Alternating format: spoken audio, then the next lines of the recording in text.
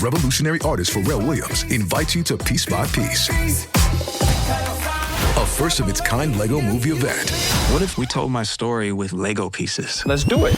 Discover what it takes to build the greatest hits with Kendrick Lamar, Jay-Z, Justin Timberlake, Pusha T, Gwen Stefani, and Snoop Dogg. I was always a bad gangster, but you brought out the fun in me. Hell yeah. Piece by Piece. Get tickets now for Piece by Piece. Rated PG. Parental guidance suggested. Directed by Morgan Neville. Only in theaters October 11th. This episode is brought to you by Shopify. Do you have a point of sale system you can trust, or is it a real POS? You need Shopify for retail. From accepting payments to managing inventory, Shopify POS has everything you need to sell in person. Go to shopify.com/system, all lowercase, to take your retail business to the next level today. That's shopify.com/system. Welcome to Invisible Heat. I am Saadia Khan. And I'm Asad. And our story today takes us to Denver, Colorado in June of 1984. Alan Berg topples out of his car onto the pavement of his driveway. Bullets soar through the air in rapid-fire succession, striking Berg to the ground. Blood pools around his body, the damage irreparable. The attack is quick, ending just as suddenly as it began. Before long, the perpetrators are driving away from the house, leaving Berg dying on the pavement. Behind him, the car door sits half open. Berg's final action frozen in time. This is Invisible Hate.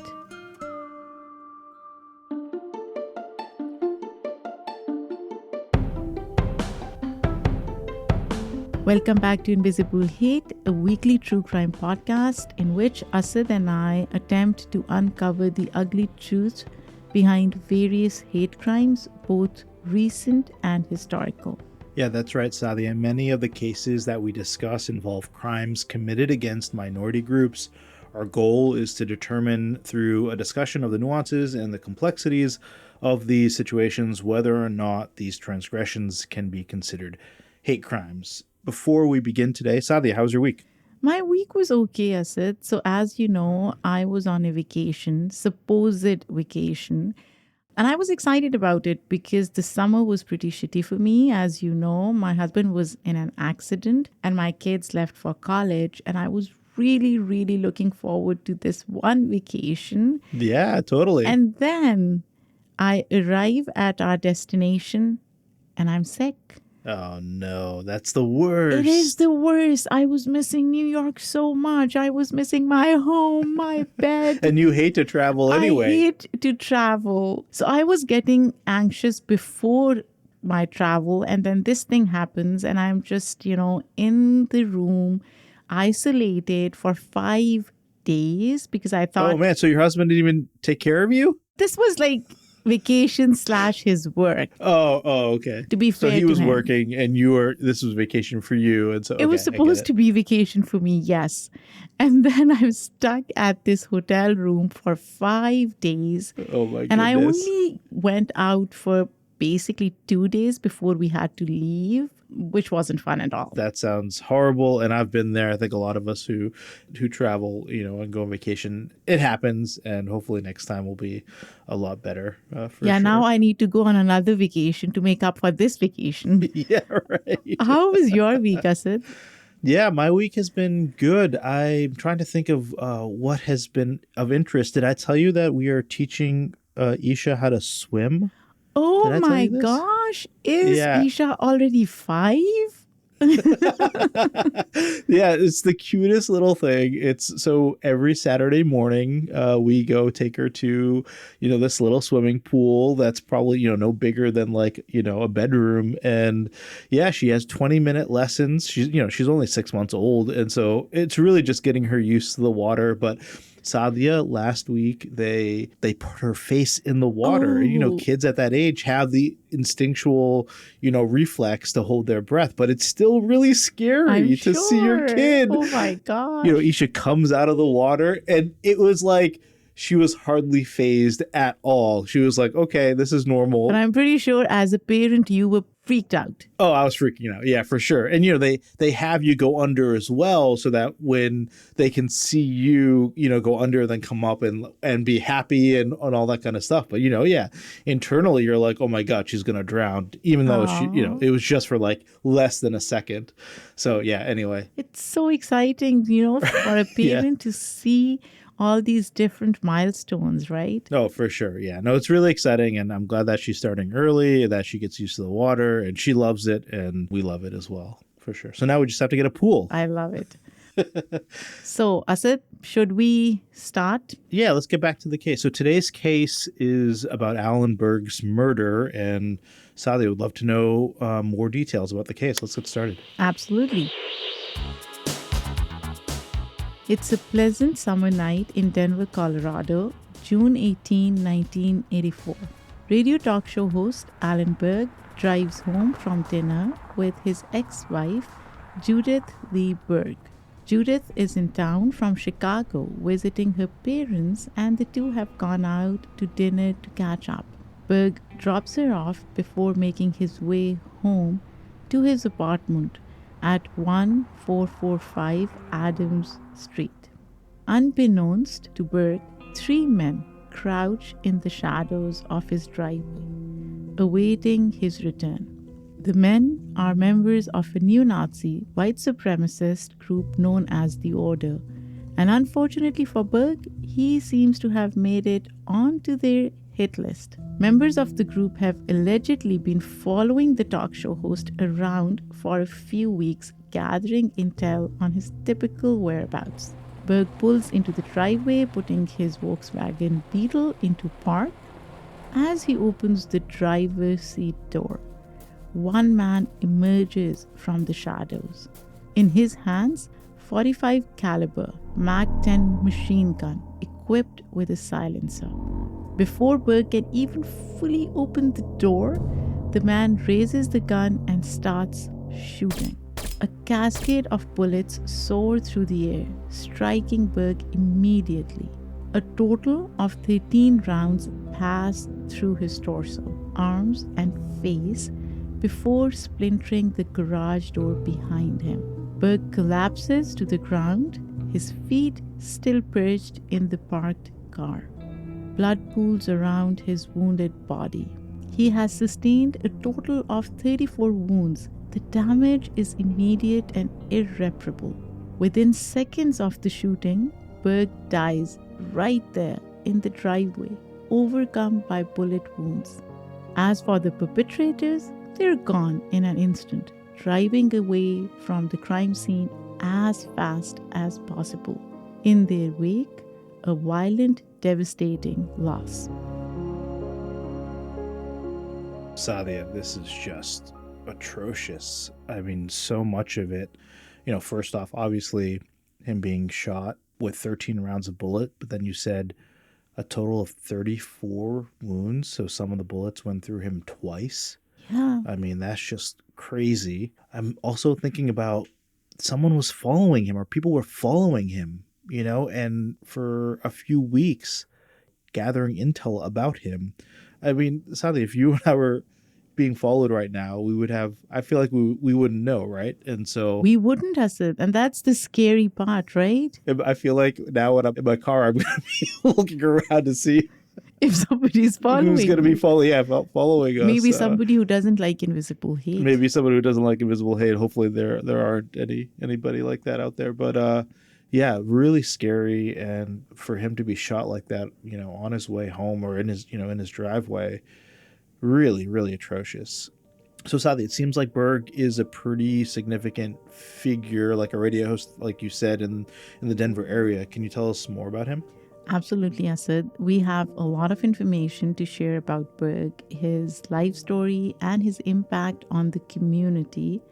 For this particular story, we feel that it's important we paint a clear and complete picture of the victim, as Ellen Berg was a unique personality, Asad. Yeah. Understanding him will hopefully help us further understand both the context and the impact of this crime. Now, Ellen Berg was born in Chicago in 1934. He was 50 years old at the time of his death in 1984. Berg was the son of two Jewish parents, a dentist and a clothing shop manager. According to Rolling Stone, he was always very critical of his father, Joe Berg. And here's why, I said. When Alan was growing up, his father practiced dentistry in a Christian neighborhood, which is fine. That's not the problem. But his father attempted to pass himself off as a non-Jewish man, all while seriously attending synagogue on the weekends. Oh, interesting. So essentially, we're assuming that his father felt like he couldn't be public about his Judaism because it might cause people not to come to his dentist practice. Probably. Yeah, I think that's probably what is happening here, yeah. But I said this infuriated young Berg, who saw his father as both a hypocrite and a bigot against anything Jewish. This is when he first began to develop a sense of disdain and anger towards bigotry of any kind. When he was 17 years old, Berg began attending college at the University of Colorado, Boulder. By the way, it's a great school. Oh, is it? Have you been? I've never been. After 2 years in Boulder, Berg transferred to the University of Denver. According to the Colorado Encyclopedia, he then spent the next few years moving between a variety of institutions, including the University of Miami, DePaul University, and Northwestern University. So just struggling to find his place somewhere. He is struggling, but it's so interesting, Asad, because I went to University of Denver at one point. I wanted to do masters in marketing. I did a quarter and then we moved to New York, which I'm glad we did. But oh, interesting. Okay. Yeah, that was like, I spent a quarter there. My brother went to Northwestern for his engineering. So a lot of schools here are familiar in some form or shape. Yeah, sure. Anyways, Berg eventually landed back at DePaul, where he graduated from law school. Nice. In 1958, he married Judy Halpern, and the two settled in Chicago, where Berg established himself as a successful, guess what, criminal defense lawyer. Oh, that's great. And then things started to go downhill. Berg began questioning his career, realizing that his behavior as a lawyer went against his moral principles. He was cheating on his wife, struggling with seizures and depression, and losing a tough battle against his raging alcoholism. So a lot of things were happening at the time. Yeah, certainly seems like that. According to a Rolling Stone interview with Berg, he said, and I quote, "All of a sudden, I was doing all the things I had always been ridiculously critical of. I learned that lying was the single most destructive thing in my life. And practicing law like that is a form of lying. The drinking was a great way not to face the ugliness I saw in myself." Unquote. I said this quote really resonates with me because he is right. Lying is one big, heavy burden that really brings people down, right? Yeah, and it just seems like, him, I'm guessing, defending, people that maybe he thought did the crime, but he was defending them anyway, was really, really hard for him to do. And it felt like he was lying to himself, which I get that, I think that especially if he's a successful criminal defense lawyer, then you're going to get more and more people who try to hire him and try to, help them get off with whatever crime that they might have done. As you said, he probably was not able to deal with this and decided to abandon his law practice and move to Denver, where he entered St. Joseph Hospital to dry out. Oh, that's good. I mean, he's getting himself better. That's great. Yeah, he's being intentional about it and he knows what to do, right? Yeah. Around the same time, Judy left him, ending their marriage. Now, I don't know why. We don't know the details and therefore it's hard to imagine. Yeah, I mean, I think when you're making this big of a change, there are a lot of relationships that have to end or do end, and sometimes marriages don't survive that. And so, yeah. Absolutely. So once he had tried out, Berg opened his own clothing shop called the Shirt Broker. That's interesting. Yeah, that's a different turn of events. I mean, Yeah. that's awesome. Maybe he has an affection for clothing and whatnot, but I'm glad that he got away from the stuff that was really causing him to spiral downwards. And that's really cool to open up a shirt. So you mentioned, though, earlier that he was in talk radio at the time of his murder. So how did he get involved with that? That's a great question, Asad. So one of Berg's friends, Larry Gross, had a talk show on the KGMC radio station based out of the Denver suburb of Englewood. Given that Berg was such a good talker, Gross invited him on the show as a guest. Oh, nice. It was immediately clear that the man was a natural behind the mic and he was soon hired by KGMC. So you're saying that Berg was like really connected and was able to charm, listeners to the radio station. On the contrary, Asad, and perhaps more interestingly, Berg knew how to anger his audiences. Oh, interesting. Okay. His approach was abrasive, unhinged, and often offensive. And I think that kind of approach garners more attention and response, right? Yeah, and that seemed to be something new, I'm guessing, in that day and age. I'm thinking about Howard Stern, I think, was kind of coming up around that time as well. And it was something new that radio stations at the time didn't really do. And so, yeah, I'm not surprised that this is a new, cool thing, and he was able to find an audience with it. And as if these qualities only intensified the longer he was on air.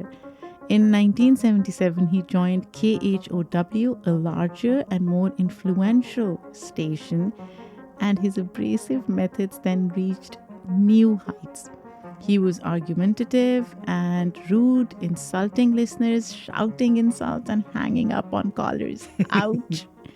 Yeah, this seems like something that, is not...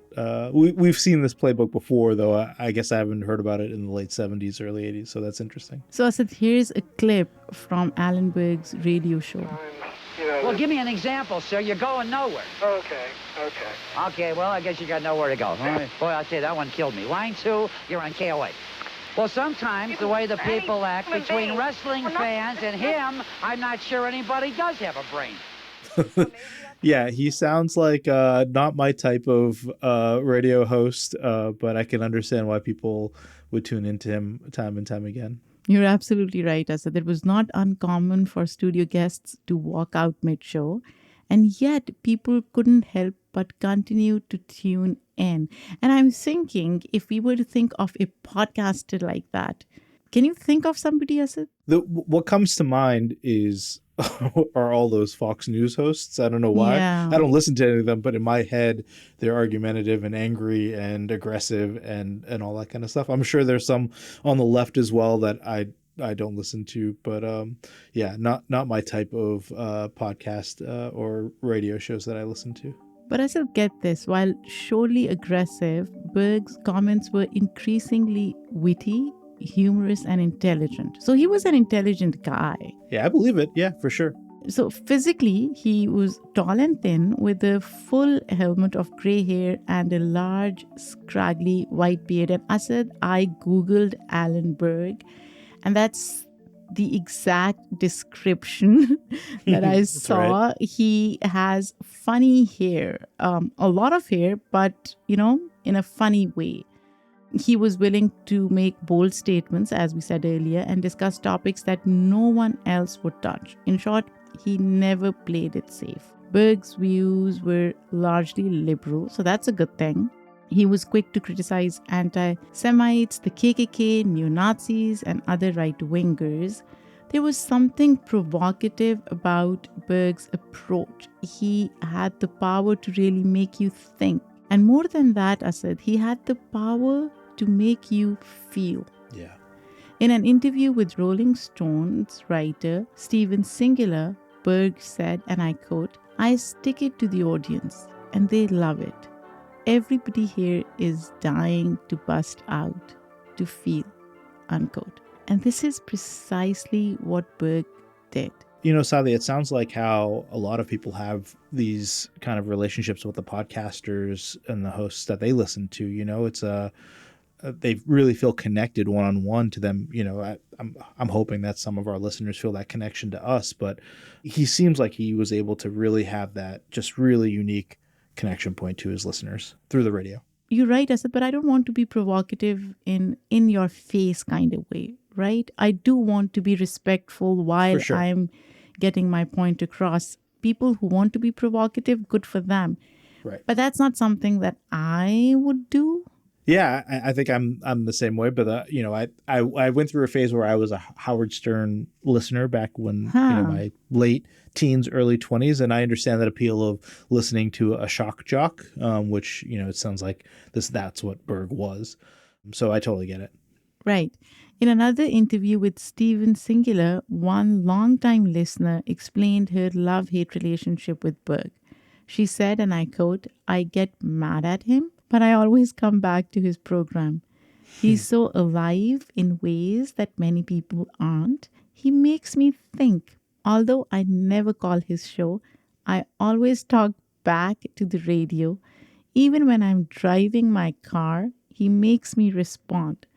I'm never silent when he's on," unquote. I said, this is what he did, right? He made people think. Yeah, and I think that's great. And I feel like we don't have enough of that going on right now. I feel like we're in our own little, vacuums and echo chambers, and we don't listen to things that push us and make us, think. And so I'm glad that he was able to reach a wide range of listeners to push them on their views. And that's why he's so popular, Asad. His popularity was reflected in both listenership and polls. In a 1979 poll, Berg was determined to be both the most disliked and the most popular radio host in the region. Isn't that funny? Yeah, that's really great. Yeah, that's really interesting. It's for this reason that Berg is hired by KOA, a large commercial radio station in Denver. The deal allowed him to say essentially anything he pleased. Would you want to do that, Asad? Maybe, say anything that pleased you without any filter? Look, I think that this is the dream for a lot of people, is for them to say what's on their mind and say what they think and not have society judge them or cancel them or whatever. And so, yeah, I think that this is really of interest to me, and I'm really fascinated by him, and especially the way that he was able to transform his career from essentially struggling in college and then, being an alcoholic and unhappy with his job into a really popular radio host. I think it's pretty interesting, and I can't wait to learn more. So, Saadia, actually, let's take a quick break. And when we return, we'll continue our discussion of Berg and get into some of the dangers of his radio approach. This episode is brought to you by Shopify. Do you have a point of sale system you can trust, or is it a real POS? You need Shopify for retail. From accepting payments to managing inventory, Shopify POS has everything you need to sell in person. Go to shopify.com/system, all lowercase, to take your retail business to the next level today. That's shopify.com/system. Welcome back to Invisible Hate. So, Saadia, it seems like Alan Berg's methods were really offensive to a lot of people. Did this ever come back to bite him before his murder? Unfortunately, Asad, it did. Berg's approach proved to be quite dangerous and came with several unintended consequences. Over the years, Berg reported receiving numerous death threats, yet he didn't seem to be all that concerned by them.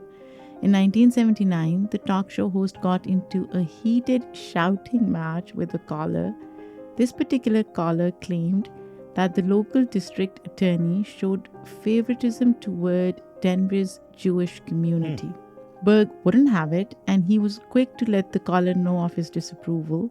Now, Berg didn't know this, but the caller was Fred Wilkins, the organizer of the Colorado chapter of, guess what, Asad? The KKK. Oh, man. Okay. About a week after their argument, Wilkins burst into the station while Berg was on air. What? Yes. He immediately pointed a gun at the host. What? Saying, and I quote, "I'm Fred Wilkins. You will die." Oh my God. So, wait. I mean, this is just like the sign of the times, right? In the late 1970s, you could literally just walk into a studio while the show was on and pull a gun on the host. Like, that is wild to me, Saadia, that That's happened. exactly what happened, Asad. The claim, however, turned out to be no more than a threat, and Wilkins fled the studio only to be caught and charged a few Only days in later. America. This is crazy to me. Wow, what a story. Can you imagine if someone did that today? Like, there would be, I don't even know, it would be like the #1 story across the country. Unbelievable. It's bizarre, Asad. The charges were later dropped, and I don't know why, though. Of course. Yeah, just the member of the KKK walks into your radio show and pulls out a gun and the charges were later dropped. Yeah, of course. But even worse, in February of 1984, a man named David Lane called into the show to express his anti-Semitic views. He said, and I quote, "I think the Jews are still firmly in control of the Soviet Union, and I think they are responsible for the murder of 50 million white Christians," unquote. That is so bigoted, Wild. Asad. Yeah, for sure.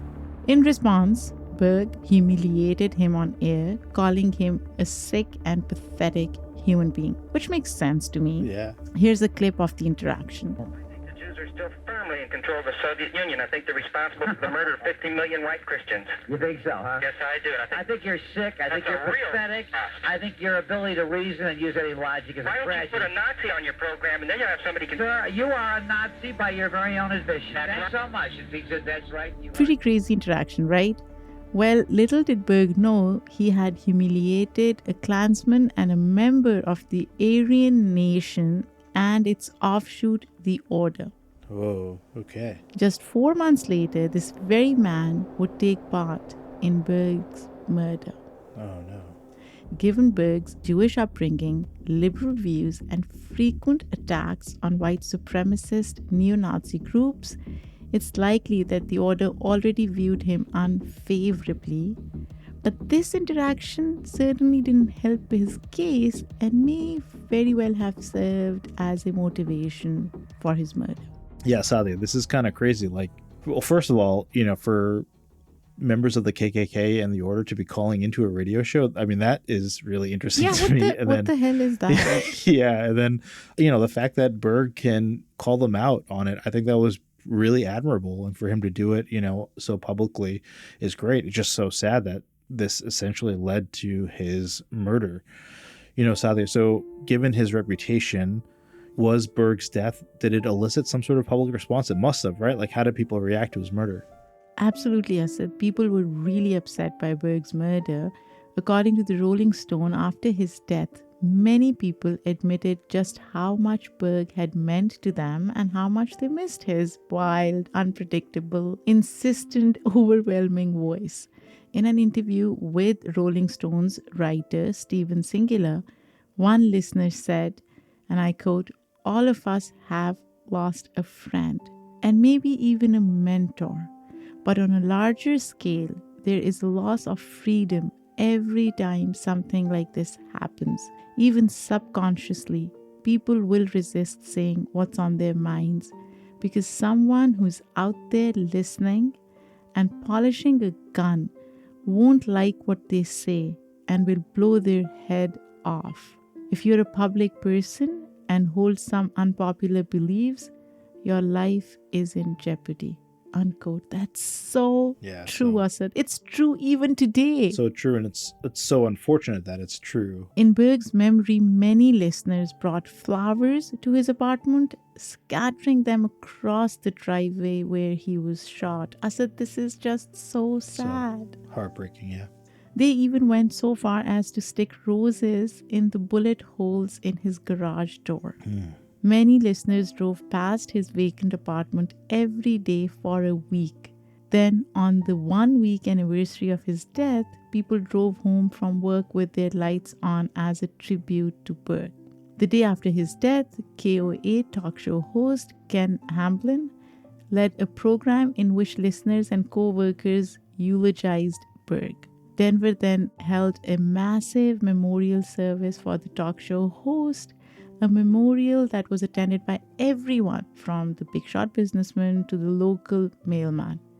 In short, I said people missed Berg and they sought to pay their respects. Yeah, I mean, this obviously shows how important he was to the community and how much he was respected by everyone in that community, and it's nice to see them all come together and honor him and pay respect in that way. Saadia, let's take another quick break, and when we come back, we'll discuss the perpetrators of this awful crime.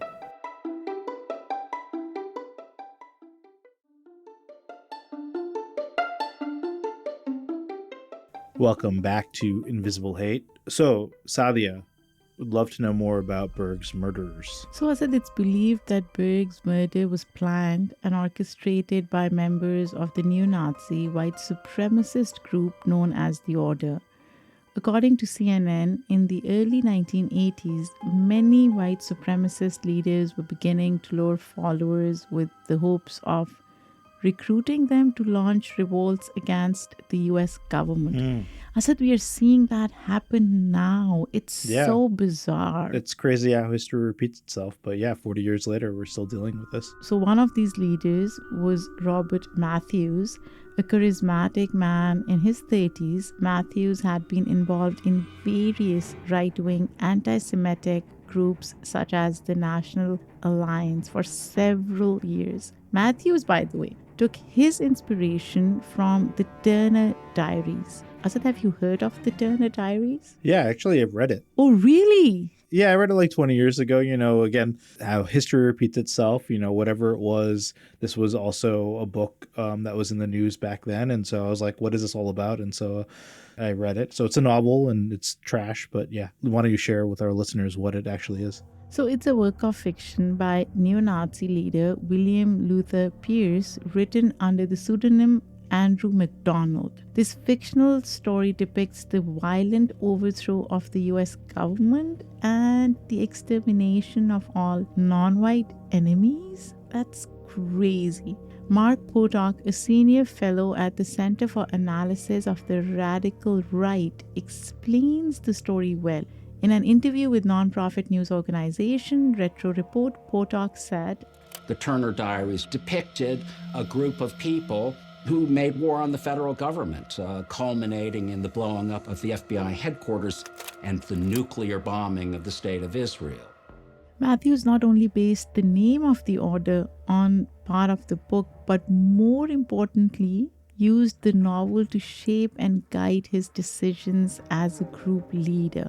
I said, this is so mind-boggling to me. You read a book which is hate-filled, right? And then you take inspiration from it. Yes and no. I mean, novels or books are supposed to be, some of them can be inspirational. And it's really sad that this one inspires people to do such horrible, heinous things. But, that's the nature of literature, right? So, it's crazy that people find inspiration out of this book. And it's really just scary that this book was used as a guide by Matthews. It's absurd. You're absolutely right. I said that's pretty crazy. According to the Denver Post, in 1983, Matthews and 8 other men gathered in a Washington state farmhouse to officially form the Order, a group dedicated to the separation of the races and the annihilation of Jewish people. According to Mark Potok, the Order had big plans. Here's another clip of Mark Potok's interview. The Order wanted to fund the rest of the radical right to create essentially an army of white men. The Northwest Pacific region soon became the home of this terrorist organization. Oh man, Portland again. Oh my God, I said, what's happening? The Order funded their operations, get this, I said, by robbing several banks and attacking armored trucks. So this is how they were funding. Ocean's 11 here. Yeah, interesting. After accumulating more than 3.5 million through illegal means, the group moved on to higher level crimes. In April of 1984, the neo-Nazi group targeted a synagogue in Boise, Idaho, setting off a bomb. Whoa. Thankfully, no one was reported hurt. Around the same time, the order created a hit list. This list included TV producer Norman Lear, co-founder of the Southern Poverty Law Center, Morris Dees, Kansas-based federal judge Wayne Justice, and you guessed it right, radio show host Alan Berg. Wow. While Berg wasn't their number one target, they decided to go after him first as he was the most accessible. Alternatively, he may very well have been moved up in the list following his aggressive interaction with member David Lane. So we don't know why they targeted either. As I said, he was an easy target, or this was post his interaction with David Lane. Right. Once the decision had been made, the plan was set into motion. The group is believed to have tracked Berg's movements and habits for several weeks before his assassination. So crazy. Wow. I said, this really freaks me out. Now, I'm an anxious person, and reading this is making me even more anxious. Yeah, you're going to have to look outside your window, make sure nobody's driving by and I scoping do, out your house. especially white supremacists. Yeah. Anyways, much of this intel was allegedly collected by one of the members named Margaret Craig. Craig gathered information in an intelligence folder, including when Berg left and returned from home, the cars he drove, his address, and more. Once enough information had been collected, the group gathered to carry out the plan. Bruce Carroll Pierce is believed to have shot the machine gun, killing Berg. David Lane is believed to have driven the getaway car. Richard Scutari is believed to have helped devise the plan. Some even believe that order leader Robert Matthews was involved. I mean, this is crazy. This is like a legit operation, Saadia, like with... Exactly. Yeah, an entire plan and maps and addresses and, stakeouts and all that kind of stuff. It's really cruel and unfortunate, really just nuts. But I want to know more. I want to share more. We're going to stop there because this is a big story and we decided it requires 2 parts to tell. So next week we'll be back. We're going to cover the investigation, the trials, and a whole lot more. And we're going to talk about what we always talk about, whether or not this murder was actually a hate crime or not. Exactly, Asad. Thank you so much for listening to part 1 of this episode. If you want to learn more, check out links in the show notes about the case. Please email us your thoughts on this story or any other story that you think we should cover. You can reach us at info@invisiblehatepodcast.com. You can also tweet us or hit us up on Instagram. Just search for Invisible Hate Podcast. And by the way, we have a new cover art. Oh, yeah. I hope you guys like that new cover. Yeah. Tell us what you think about it. Thanks again for listening. Invisible Hate is a joint production of Rafaelion Media and Immigrantly. We'd like to thank our team, which includes Michaela Strather, Emmanuel Monahan, and Paroma Chakravarti. Our music was done by Simon Hutchinson. We will be back next week with part 2 of this story. Until then, I'm Asad Butt. And I'm Saadia Khan. See you then.